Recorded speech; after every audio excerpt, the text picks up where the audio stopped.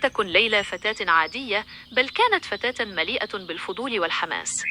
لم تكن تحب اللعب بالدمى أو مشاهدة الرسوم المتحركة كباقي الفتيات في سنها، بل كانت تهوى استكشاف الأماكن المجهولة، وتحديدا الأماكن التي تحيط بها الألغاز. كان منزل ليلى القديم يطل على حديقة كبيرة ومهملة، تملؤها الأشجار الكثيفة والنباتات المتسلقة التي غطت جدرانها.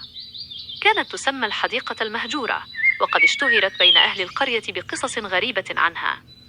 كانت ليلى تسمع دائما أن هناك سرا مخفيا في هذه الحديقة، ولكن لم يجرؤ أحد على استكشافه.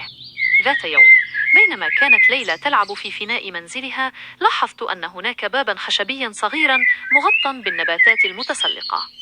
لم يلاحظ أحد هذا الباب من قبل، ولكن ليلى كانت لديها عينان ثاقبتان تستطيعان رؤية ما لا يراه الآخرون.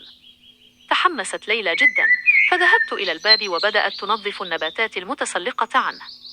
بعد جهد طويل، تمكنت من فتح الباب بصعوبة، فظهر أمامها ما لم تتوقعه. لم تكن الحديقة مهجورة كما ظنت، بل كانت حديقة سرية. كانت الحديقة مليئة بالزهور الملونة والنباتات الغريبة، وكان هناك شلال صغير يتدفق من صخرة كبيرة، وكانت هناك فراشات بألوان قوس قزح تتطاير حول الأزهار. كان الجو في الحديقة هادئا وجميلا، وكأنها عالم آخر تماما. استكشفت ليلى الحديقة لأيام طويلة، واكتشفت أن هناك كائنا صغيرا يشبه الجنيت يعيش في الحديقة. كان هذا الكائن الصغير يدعى توتو، وكان هو المسؤول عن رعاية الحديقة.